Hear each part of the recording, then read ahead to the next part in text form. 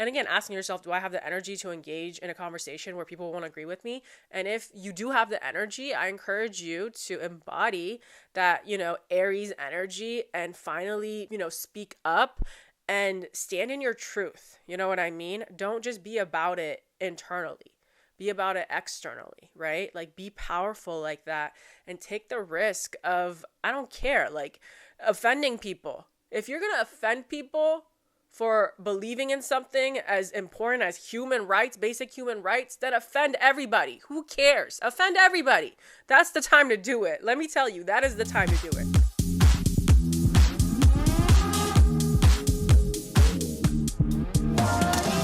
What's good, you guys? I hope you're having an amazing day. Happy Friday. This week's episode, is dropping on Friday.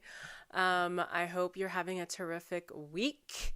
I hope the effects of the eclipse are kind of wearing off and you're, easing back into ease, honestly. I hope life is getting a little bit more chill for you because I know March was a lot. And I know we're still very much in Mercury and Venus retrograde. So if there's still some delays and miscommunication and just not feeling like yourself, it's okay.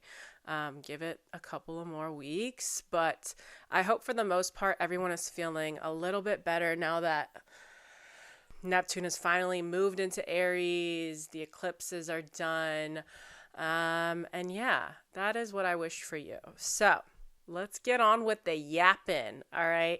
I actually had an idea for a new Zodiac series that I wanted to run it by you guys and see how you guys feel about it. So how would you guys feel about a Zodiac series where I talk about what it's like to have two neighboring signs in your chart? You know how, like, for example, like I am a Scorpio, but because, Scorpio and Libra are neighboring signs, I have some Libra in my chart, right? And there are some Scorpios that have Sagittarius in their chart. Or there are Geminis that have Cancer in their chart, so on and so forth. So would that be something that you guys are interested in to just discuss? You know what I mean? For me to just discuss what it would be like to have both of these energies in your charts. Because I, for one, find it very fascinating. Like, for example, here's one. Like, there are Capricorns with Aquarius placements, and then there are Capricorns with Sagittarius placements, and those two can be very different, or there are Virgos with Leo placements, and then there's Virgos with Libra placements. Again, two very different types of energy.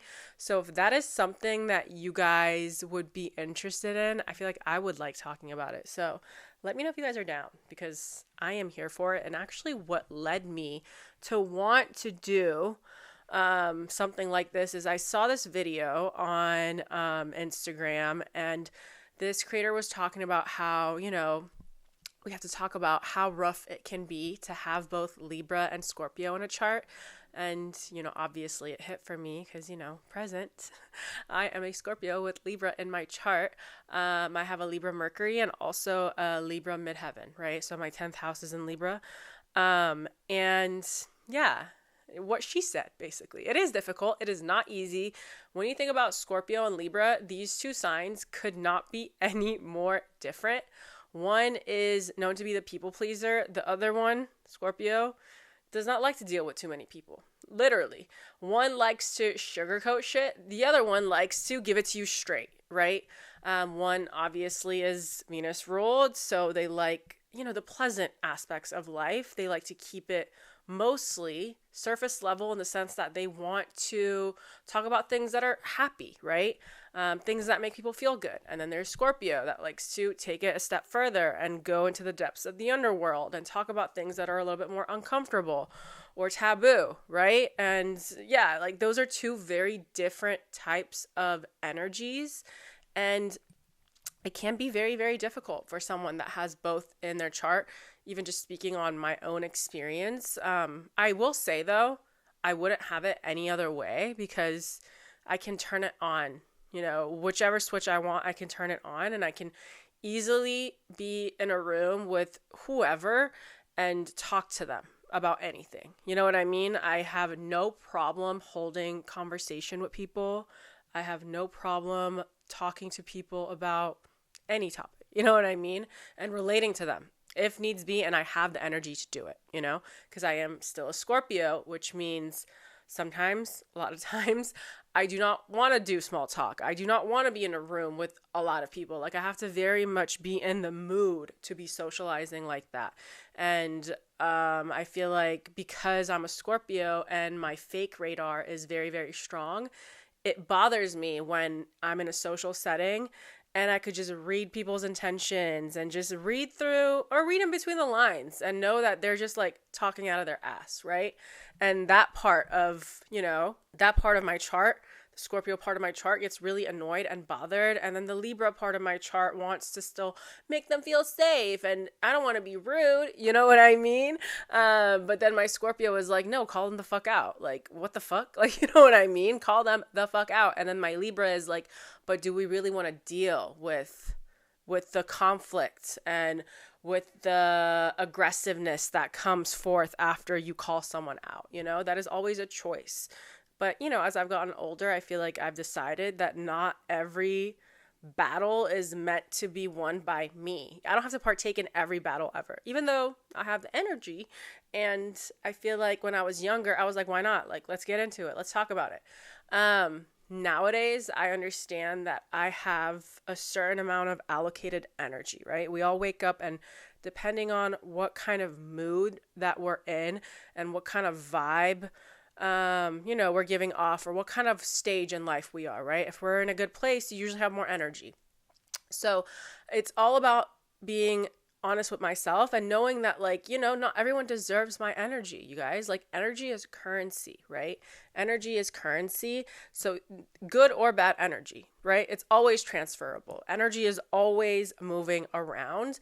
And I feel like it's unfair of me to always give my energy to people that don't deserve it, right? Like, even if I have the energy to call someone out and to engage in an argument with someone, that doesn't mean that I should or that I have to or that, you know, it's healthy for me to, right?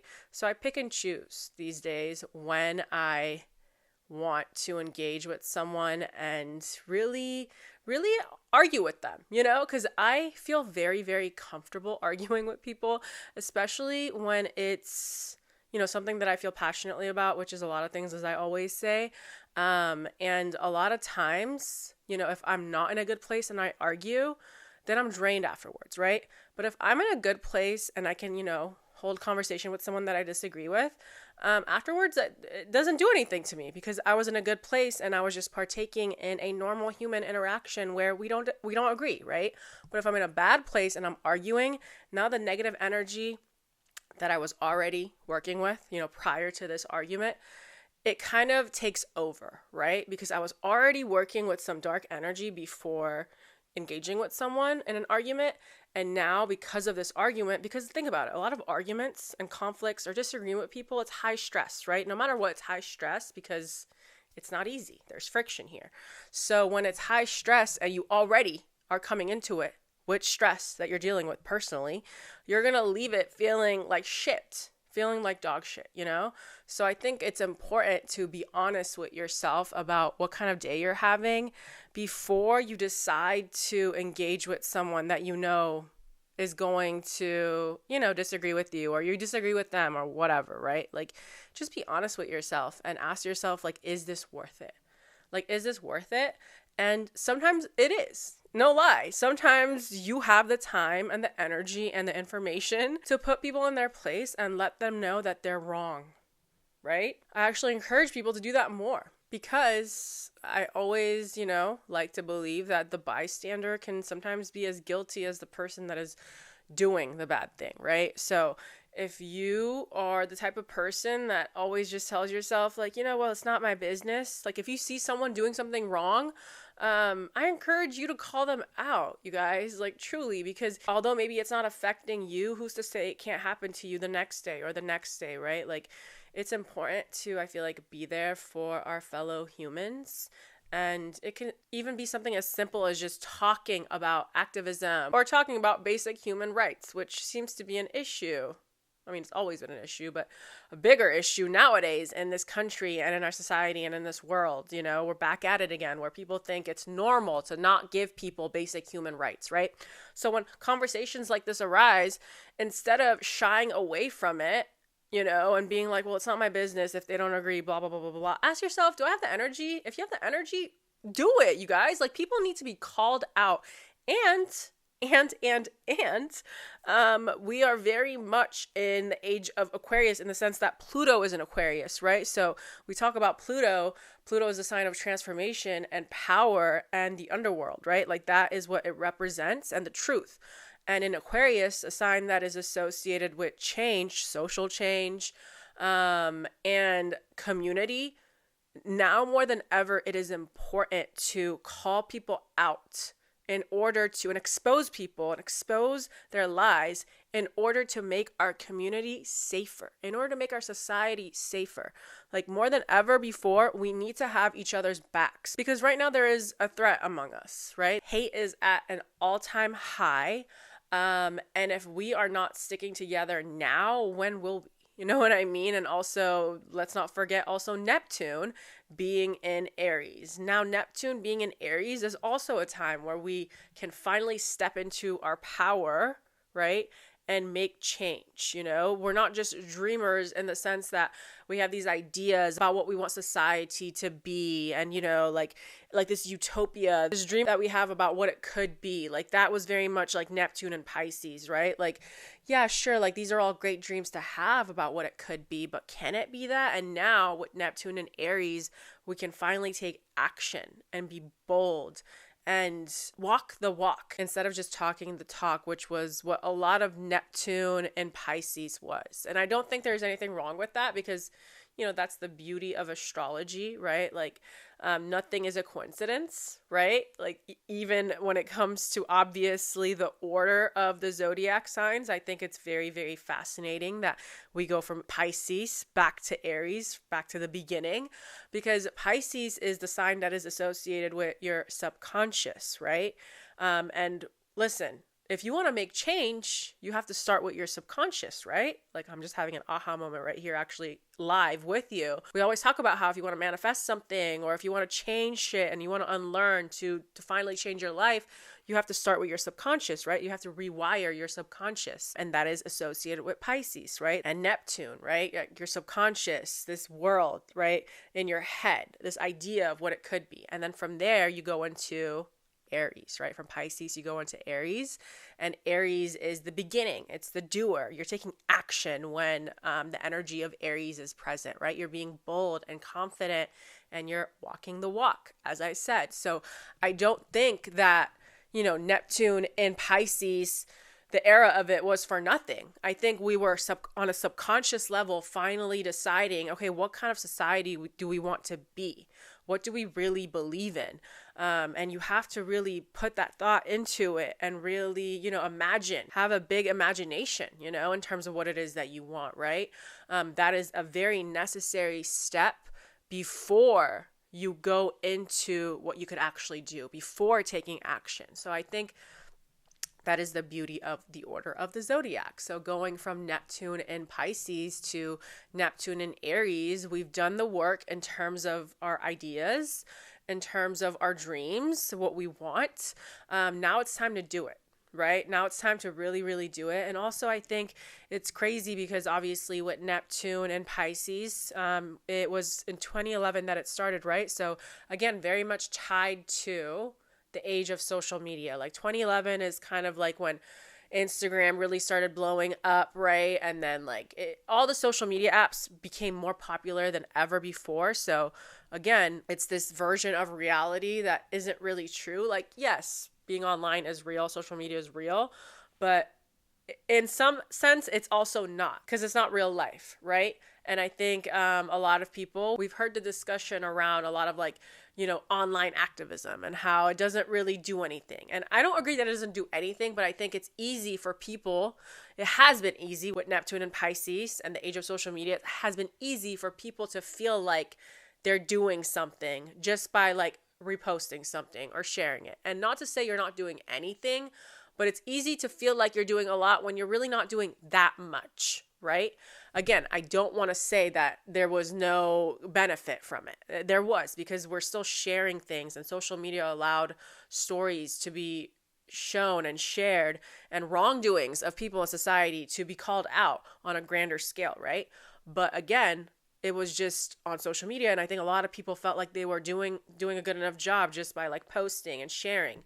And I think with Neptune and Aries now, it's going to require us to finally take that outside of social media, like outside of just talking about it and actually taking action, right? That is when the actual change will happen. And I think obviously in our world today, more than anything, we need action. The talking and the discussing online, it's done. We've been doing it since 2011. It's time to actually get up, go outside, find your community, and make the change. Like there is protests happening all over our country, all over the world. It's not just America that is going through this, this need for change. It's happening in a lot of other countries, and, the people are really, really fed up. So I think with Neptune and Aries, we can really put our money where our mouth is, right? Like we can actually show up and do what is required of us boldly and confidently. And like I said, enough talking, enough posting. Get up and go do something. Get up and go do something. Or even just talking about what I discussed at the beginning, instead of having these ideas about what you believe in your head in terms of social change, human rights, like, you know what I mean? Women's rights, all of these things, right?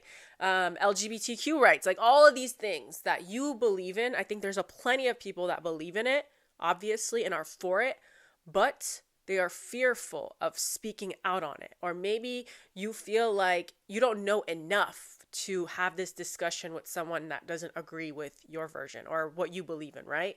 And I think now more than ever, it's time to believe in yourself and believe in your ability to hold a conversation and have a impactful conversation with someone that doesn't agree with you, and hope that you can change their mind. You know what I mean? Like, it's time to stop just, believing in shit and just believing in it internally and not expressing it because you're scared of the feedback or you're scared of people around you that don't agree with you. Like, fuck that shit, right? Like, now more than ever, it's important for us to call people out and educate them. And I'm not saying it's your job to educate ignorant people. It's not. But what I am saying is, if you believe in something enough, and if you feel like you want to make a difference, towards these affected groups, your job, it's as simple as calling out the people in your inner circle or whoever you come across. And again, asking yourself, do I have the energy to engage in a conversation where people won't agree with me? And if you do have the energy, I encourage you to embody that, Aries energy and finally, speak up and stand in your truth. You know what I mean? Don't just be about it internally. Be about it externally, right? Like, be powerful like that and take the risk of, I don't care, like, offending people. If you're going to offend people for believing in something as important as human rights, basic human rights, then offend everybody. Who cares? Offend everybody. That's the time to do it. Let me tell you, that is the time to do it. Woo, I feel like we just preaching. It's so funny because I was feeling it. I was really feeling this Neptune and Aries vibes. Like, truly, I really am feeling it. And yeah, I hope you are too. I think maybe actually what it is the Pluto and Scorpio generation, which is my generation, which is a lot of millennials. The Pluto and Scorpio generation, we have gone through so much in our lifetime.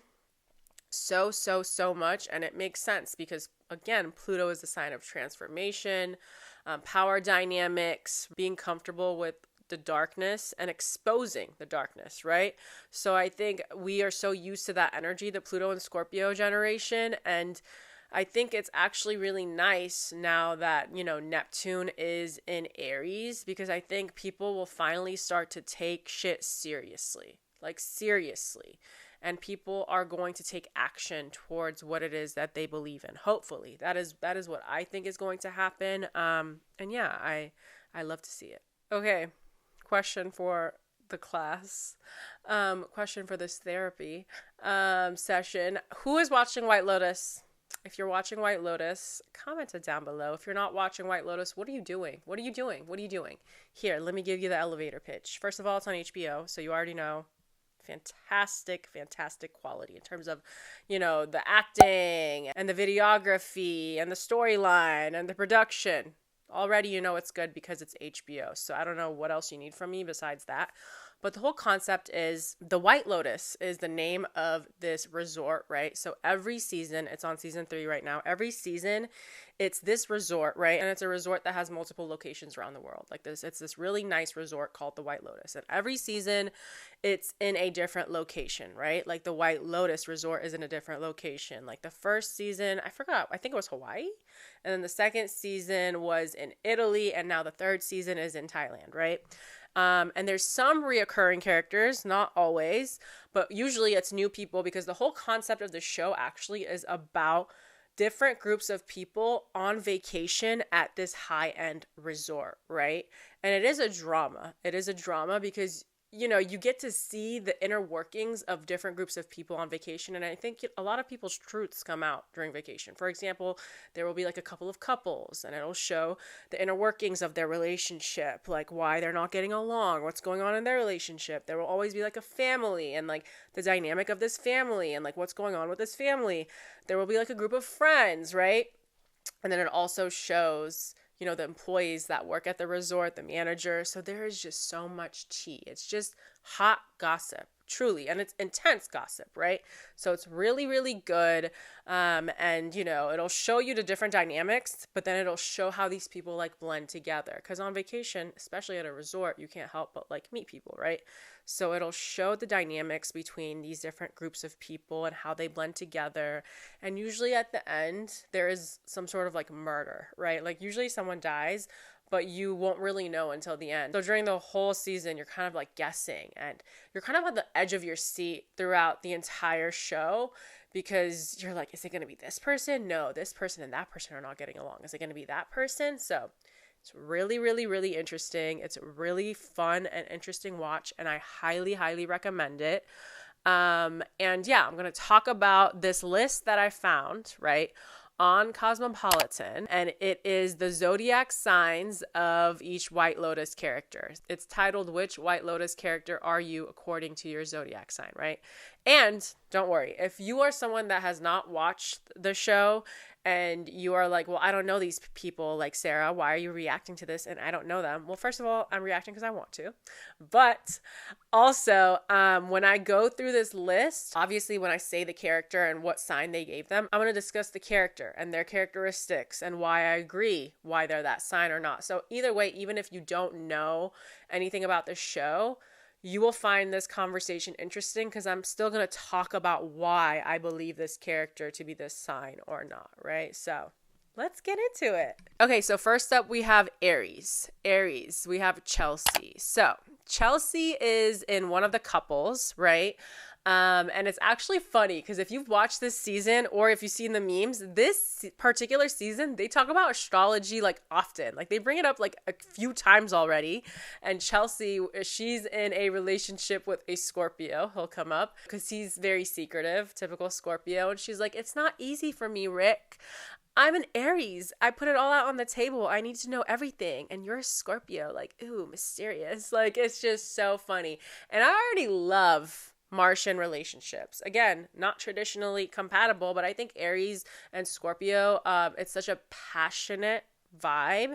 And these are two Martians, so they fight, right? Like Martians are known to be fighters, but because they're fighters, I feel like these two signs together, they will fight for the relationship, right? So I love that. And I absolutely agree. Well, obviously, she already said she's an Aries, so it makes sense why she's an Aries, but it also makes sense she's an Aries because she's bold. She's very, very bold. She says what's on her mind. She has no problem putting her cards out on the table. I would say actually out of all the characters, she is the most authentic, from the jump, right? Like you know who she is, you know what she values. She's very, very open in terms of, how she feels about her partner. She's obsessed with him. For example, someone else at the resort, when she's not with her man, tries to like get her to like cheat, right? And she's just like, no, like she's just not having it. And he's like, well, like, why? She's like, I would never cheat with you. I have a soul-fulfilling relationship with my man. And he's like, really soul-fulfilling? Like, is that even real? And she's like, yeah, you wouldn't know because you're soulless. And a sexual experience with you would be a soulless experience. It would be an empty experience because you're soulless. When I tell you, it was one of the most powerful scenes ever. Because low-key, he is. Like, the guy she's talking to, like, you could just tell all he cares about is, like, looking good and getting girls. And you know what I mean? Like, a lot of people that are having these, you know, empty sexual experiences, of course, they don't care about cheating, right? Because to them, sex is just sex. To them, sex is just, you know, something to do to feel good. They're not thinking about, oh, I have an emotional connection with this person. Like, this is going to feel good, you know, on a soul level as well, right? So I thought that was just so Aries of her to like completely call him out like that. Ugh, I just love Aries. I do. I love Aries women. I feel like you guys are just so authentic and you really do not care when it comes to calling people out and their shitty behavior, like we talked about at the beginning of this episode.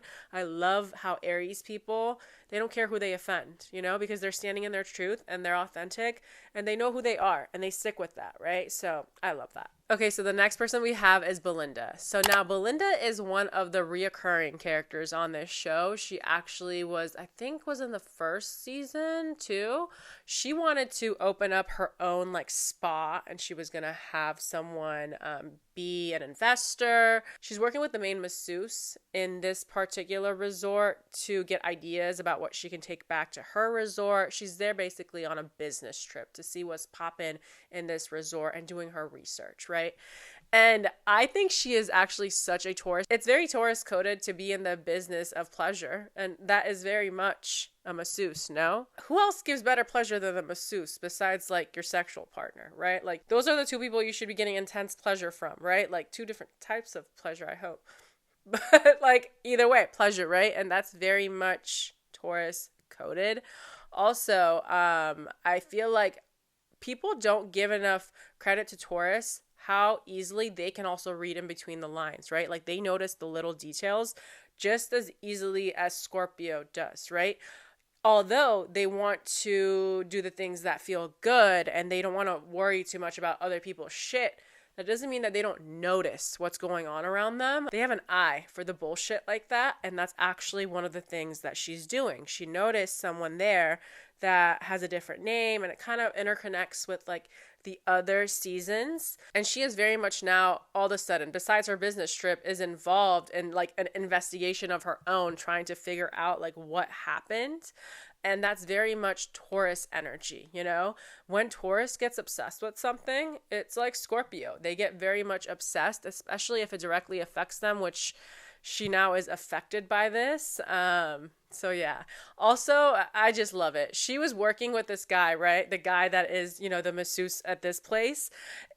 And they are now like, they fucked, right? Like she was like there for a business trip, but there was just such a vibe. And I don't know, I feel like that is so Taurus coded. Like you just become so comfortable with someone on your business trip, the person that you're supposed to be working with.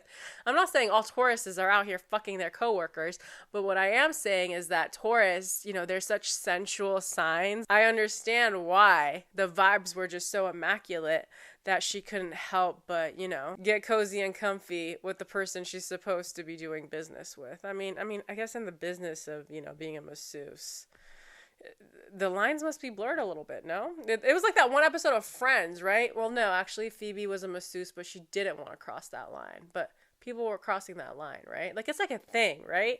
Anyway, I'm getting besides myself. Next, we have Gemini, and it is Timothy Ratliff. This is the father of the family that is there. He is the father of this very southern type of family, but now Timothy is involved in some shit, right? Timothy, he obviously is a breadwinner. He is very proud of his business and the life he's created for his family. They're very, very well off. But when they came on this trip a few days in, he found out that actually back home, a shit show is happening at his company. And there was some money laundering happening with someone that he was working with. And he was involved because he was helping them. So now the FBI or whoever is basically, the feds are very much, trying to figure out where he is because they need to ask him questions. And he could very well be going to prison when he gets home from vacation. But guess what? He hasn't told his family any of this. He is just absolutely keeping this a complete secret. And it's very much giving the Gemini twins, right? Like, Gemini is so good at putting on a front when they're dealing with shit. They really, really are. Not to say he's doing the best job because they can tell that there's something wrong, but he actually started stealing his wife's Valium, diazepam, to basically be numb. Which is crazy, actually. Another reason why I think it's so funny and real that he's a Gemini is Gemini, when they're good, they're chatty, right? Like, the few episodes, or the first episode, before he found out that this is happening back home and he was feeling on top of the world, as most white men that are well off and filthy rich are, he was being his typical wealthy white dude self, feeling like he's the shit and his shit don't stink and he's amazing and he's unstoppable, right? And he was just charismatic and talking to everyone, blah blah blah blah blah, right?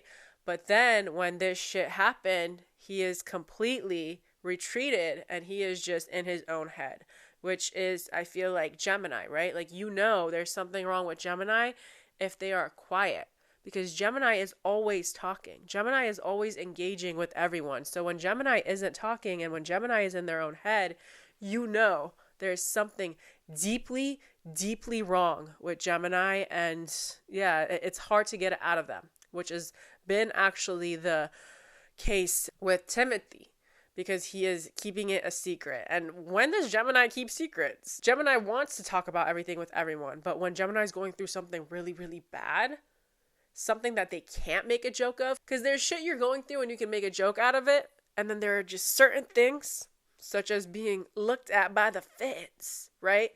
That you can't make a joke about. Like, Gemini, there is no world where you can make a joke about that. Like, you're in some deep shit. And I think Timothy understands that. And that's why he's stressing. Okay, next we have Cancer. Oh, God. I don't even want to talk about, like, the crazy storyline with two of these brothers. Because if you choose to partake in your White Lotus journey, I want you to catch this storyline by yourself. I do not want to be the bearer of this very uncomfortable news, so we'll just keep it PG.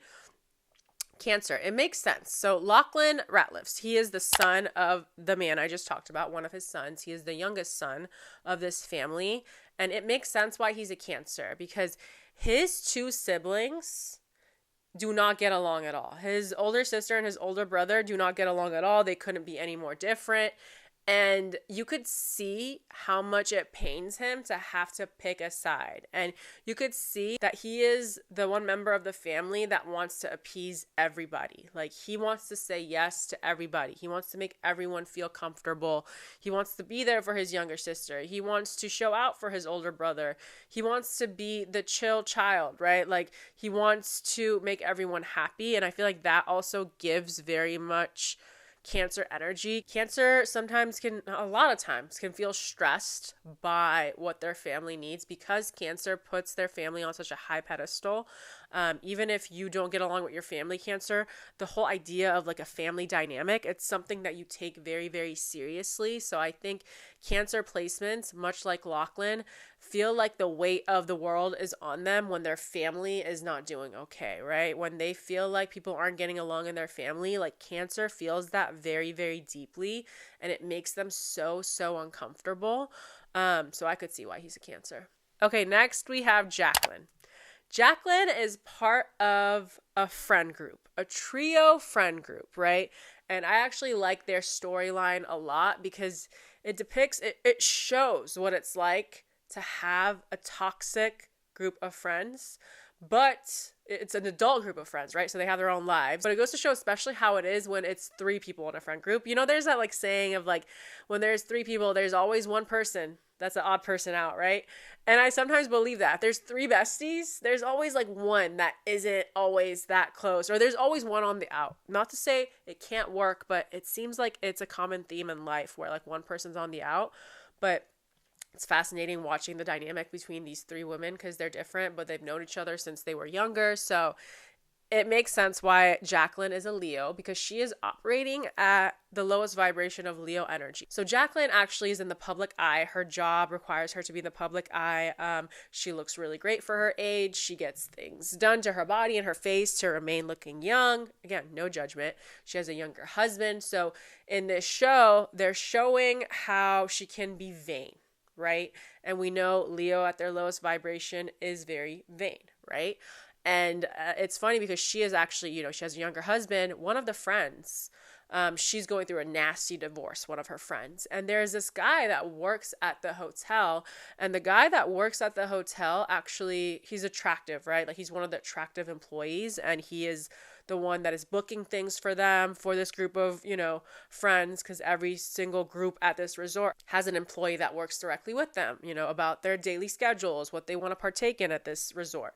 Anyway, so Jacqueline is trying to be the wing woman for her friend that is going through a divorce. And she's like pushing this guy on her and telling her like, oh my God, you should hook up with him. Like, this is exactly what you need. Like, you should book a massage directly with him. Like pushing it.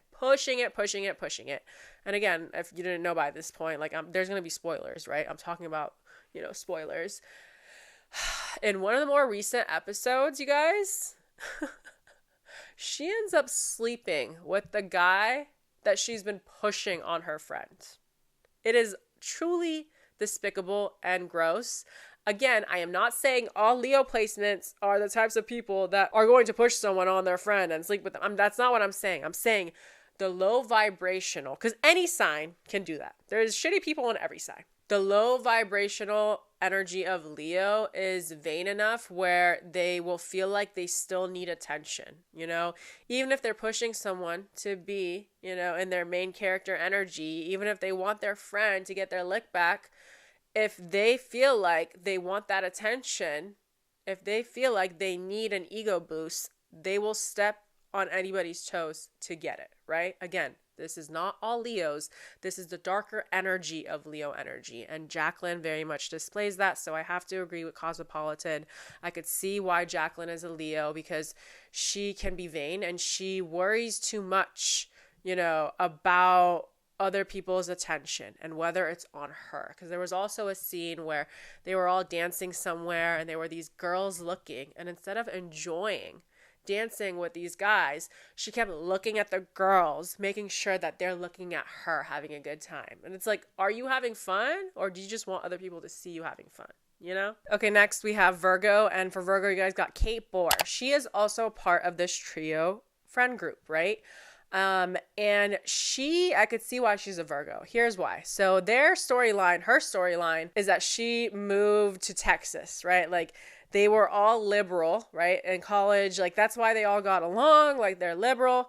It comes out that she is all of a sudden, she has moved to Texas and now she's a conservative, and she just acts very like prim and proper. She had a hard time telling her friends who she voted for, which means we know who she voted for. I think she actually denied it, right? But then she's talking about how she's involved, with all of these conservatives, and that is who, she hangs out with, when she's living at home. And it's crazy because the two other girls in the friend group, they had a moment without her, and they're like, who is she right now? Like, why is she like lying to us? Like, it's so obvious, right?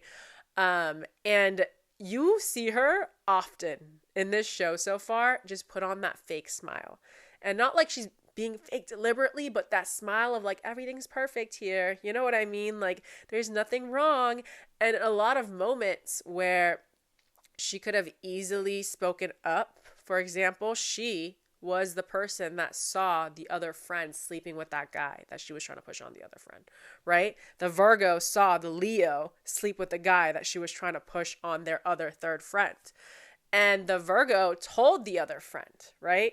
And the other friend was like, wow, like, that's so like the Leo to do that, because the Leo used to do that a lot, I guess, growing up and in college, right? And basically the other friend wanted the Virgo girl to tell the friend that she saw her. And the Virgo was like, no, like, I just wanted to tell you this because I thought you would find it funny. Like, I don't want to like expose her like that. And she's like, what do you mean? Like, you knew what you were doing. Like, you told me what happened, and I love that you told me the truth. Like, why can't you just talk about it and say that you saw it in front of her. And she's like, no, like, I don't want to get involved. And like, that to me gave Virgo energy, right? Like, Virgo very much knows. They're in the know when it comes to shit. Again, a Mercurial like Gemini.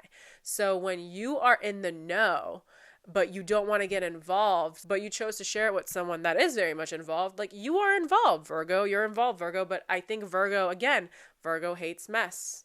Physical mess and emotional mess too, right? Like social mess. When Virgo feels like shit can get messy, they really want to step away from it, but they don't understand that, you know, the information that you shared, what you know, obviously it's going to come back and haunt you, right? And I think it's also funny that they made her Virgo, because I would say out of the friend group, out of all three of them, she is the most type A. Like, she has this perfect little like haircut. She just always has the perfect smile, you know, plastered on her face. And whenever there's like an awkward moment happening, she does not show it on her face. Like, you could see the fake smile, right? Because you know what a fake smile is, but she refuses to admit that, like, this is not okay. And like, you know, shit's about to get crazy, right?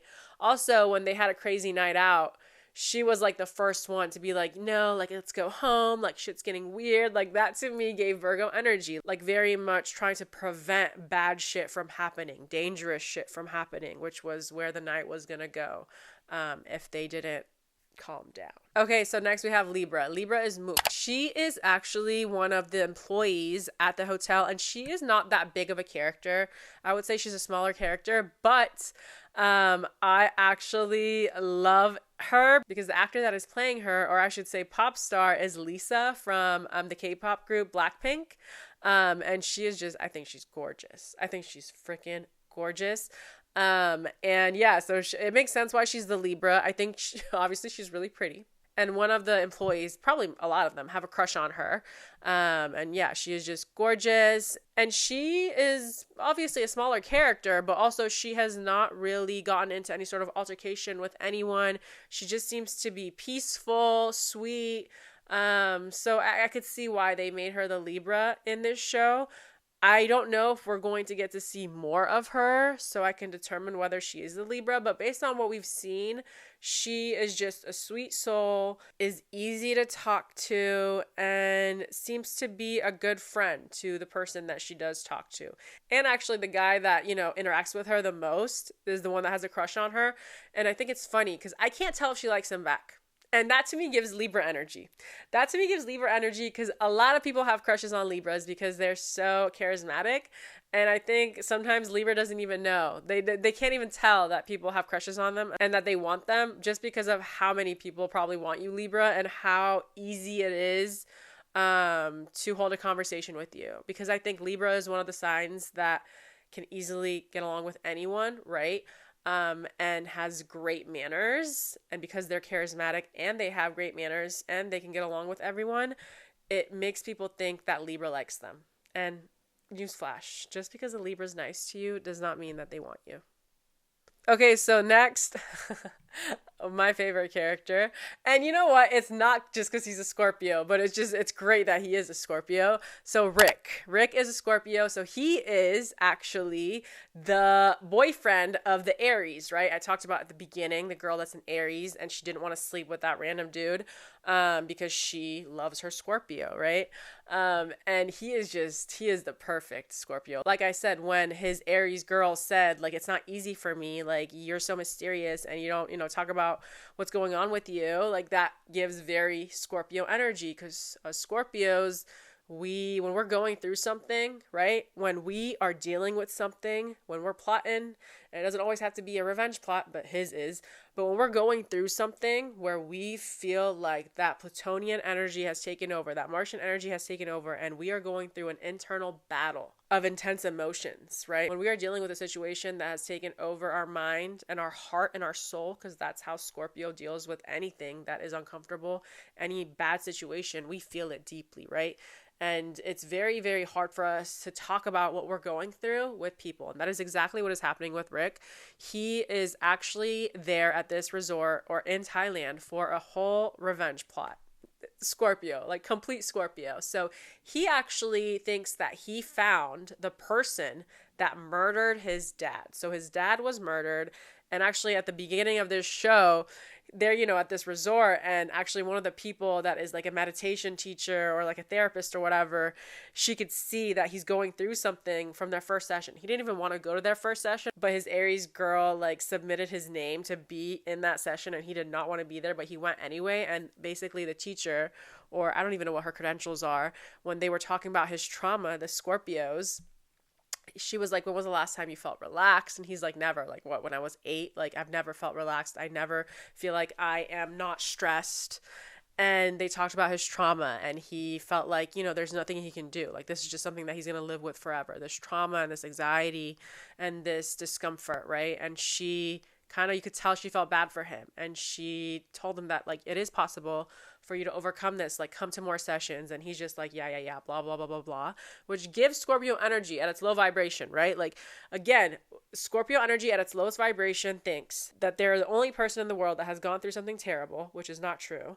Granted, Scorpio, the darkness that we endure is different, right? Like, it is hard and it's very different, but accept the help, right? Scorpio, like, you have to understand that, yes, while you should acknowledge and while you get to be angry about what it is that you've gone through, that doesn't mean that you cannot overcome that. And that doesn't mean that you can't heal yourself and that you cannot finally let go of this trauma and this pain to finally step into your power, right? Like, let the light in, open up those goddamn curtains.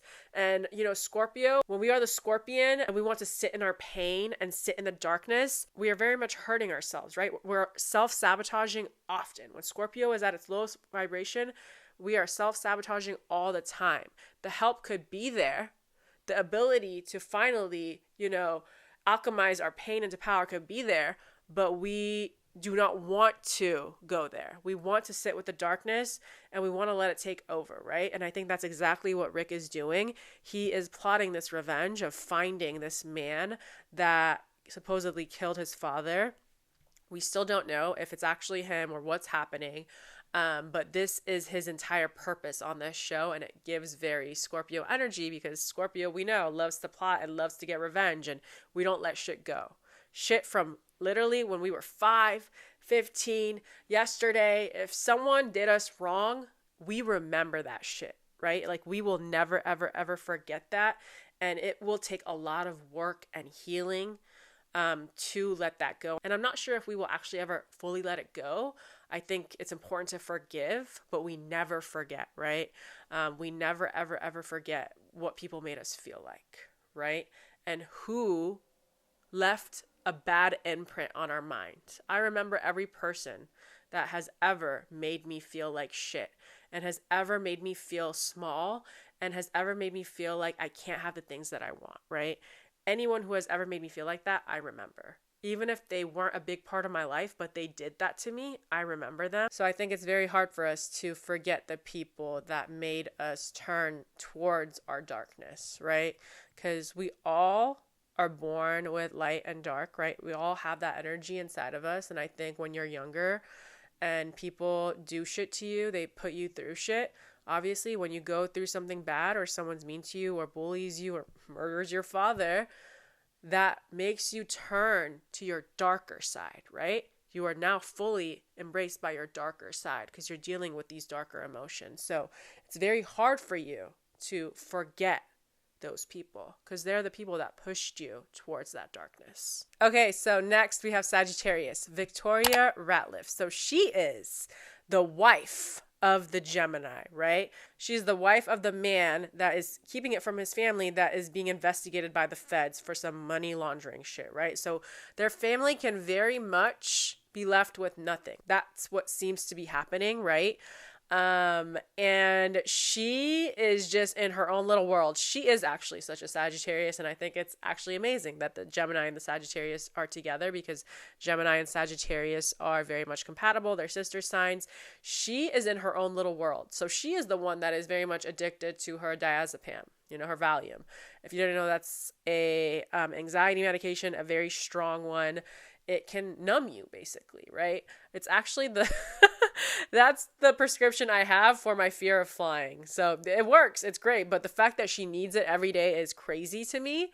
And it kind of gives Sagittarius energy in the sense that she's just like, woohoo, like, I don't want to deal with the pain of life. Like, let's just be calm and relax and have ourselves a time, right? And also, she is one of those Southern moms, those Southern belles, one of those Southern moms who has a lot of opinions. She holds nothing back when it comes to all three of her children. She is exposing them. Like, she'll say what's on her mind. She'll call them the hell out. Like, that is very much Sagittarius energy, right? Like, I would assume if you have a Sagittarius mother, she has never, ever, ever, ever kept shit to herself in terms of how she feels about you, how she feels about your life. Like, she does not ever, ever, ever sugarcoat shit, I would assume. If you have a Sagittarius as a mother, let me know. But also, I would assume Sagittarius mothers are very fun, which she is, right? Like, it almost seems like although she has these intense opinions, she's always like laughing with her kids. She just doesn't take shit so seriously. So I think it's perfect that she is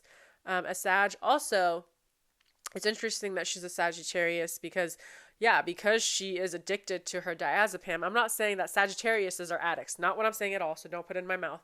But what I am saying is that Sagittariuses do like to disassociate, and they like to kind of be in their own little world. Like, if it's not a feel-good thing, they don't want to deal with it, right? That is the negative side of being ruled by Jupiter, right? When you're Jupiter ruled, you only like to deal with the good aspects of life. Like, you don't like to deal with the realness and the rawness of, even though Sagittarius is a seeker of the truth, Sagittarius, when they're not operating at their highest vibration, if the truth is ugly, they don't always want to deal with it. They like to think about the truth when it comes to the world and externally, but if the truth is tied to them and their life, a low vibrating Sagittarius, they will very much disassociate and they don't even want to deal with it, which is very much Sagittarius energy. So it makes sense why she's a Sagittarius. Okay, so next we have Capricorn, and Capricorn is Saxon Ratcliffe. So he is the older son of this family. So he is the Cancer son's brother, older brother, the son of the Sagittarius and the Gemini man. So it gives Capricorn energy. And hear me out. This is why. He works for his father, right? So Nepo baby. I'm not saying Capricorns are Nepo babies, but you could see how much he values the business. When the father found out this shit was happening, again, he's keeping it a complete secret from his family.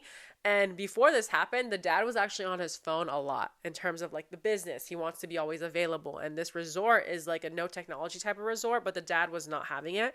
But as soon as the dad found out that he's going through this shit and they're all calling him and, you know, he might be in big trouble when he goes back, he actually flipped a switch, as a Gemini does, and told his family, oh yeah, actually, let's give our phones away. Let's just focus on our time here now. Like a complete 180, all because the dad did not want to deal with what's happening back home and he didn't want his family to find out. Who was having the hardest time with that? Saxon, the Capricorn son.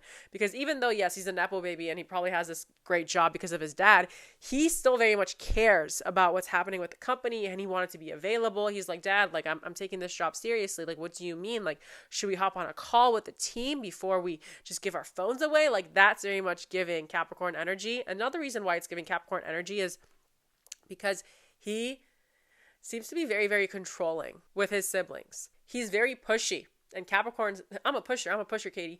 Capricorns can be very, very pushy when it comes to what they deem as right? Of course, they're an earth sign, but also they're a disciplined earth sign. So Capricorn knows what they want, and they want and he wants his siblings to live life like them. He's very judgy towards his younger sister. You'll understand why. And, you know, because his younger brother's a Cancer and he's impressionable and he's the youngest, he wants to take him under his wing. He wants him to live life like him. And it gives Capricorn energy. Also, the way he just interacts with people. Actually, this is the guy that the Aries girl was talking to because he was trying to get her to cheat. And she was like, no, you're soulless. And his face went from like cocky, confident Capricorn to like, what the fuck?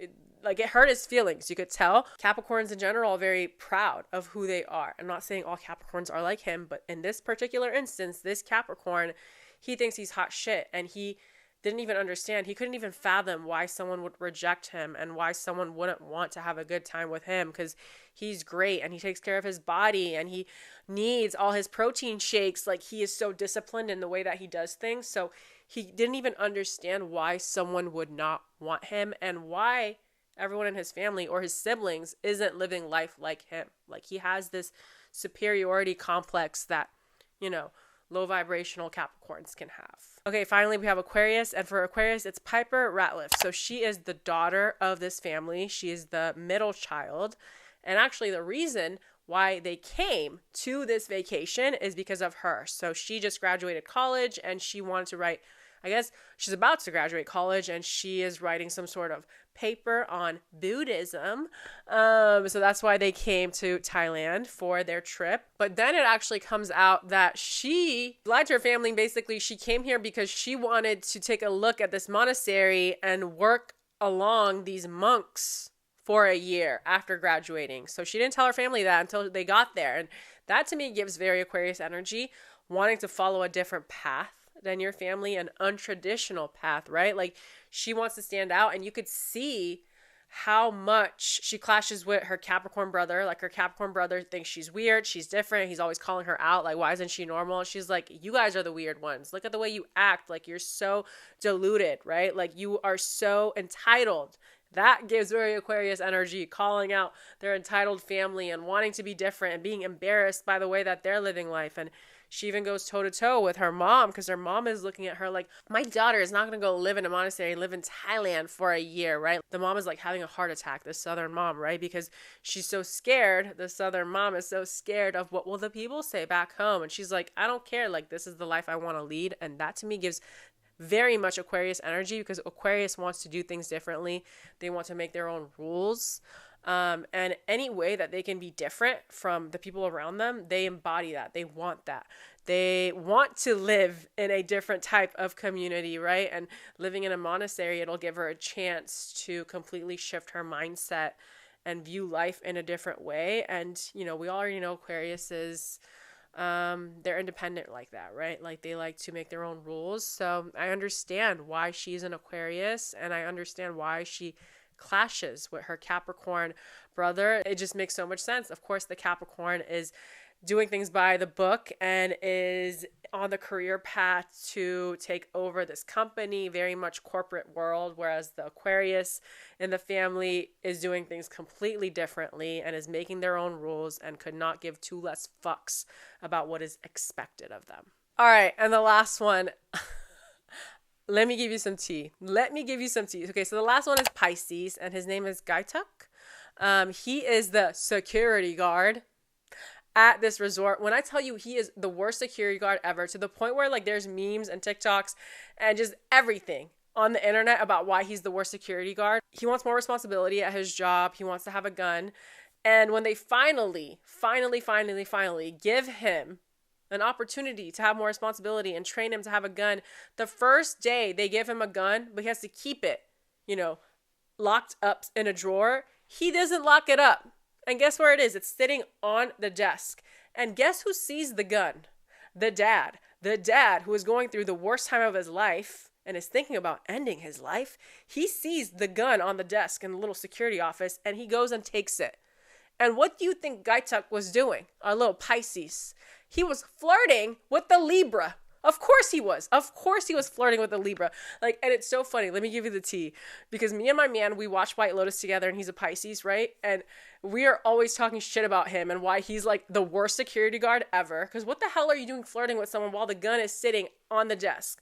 You are obsessed with getting more responsibility at your job. Meanwhile, you can't even handle the responsibility that you currently have. Like, what is going on with you? So when we saw this list and I sent it to him, I was dying of laughter. And he was like, oh, hell no. Like, this guy sucks. He cannot be the Pisces. But it's just so funny because Pisces at their lowest vibration can be very, very passive and can be irresponsible. Like, yes, granted, maybe you want more responsibility at your job, but get your head on straight, dude. Like, what are you doing flirting with this girl all the time instead of focusing on your job, right? Like, it gives Pisces energy where they're like deluded and delusional about what it is that they can handle at their lowest vibration. So I thought that was just so funny. Also, yeah, he's like a sweetie. Like, he should not be a security guard. Like, he should be, I don't know, in some other industry that requires him to be gentle and kind.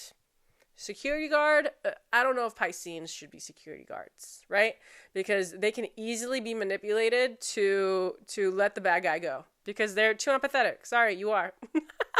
All right, you guys, that is the end of this video. I had so much fun. Please let me know if you enjoyed this little recap. Also, let me know if you haven't watched White Lotus and if it still made sense to you, because I tried to do my best of like explaining these characters to you and why they would be these signs. So if you enjoyed it, please comment it down below. If you're listening on Apple or Spotify, go to the app and leave me a review for my podcast. That makes such a big difference for me and I would appreciate it. And also come to the YouTube and comment your thoughts about any of the topics I touched on.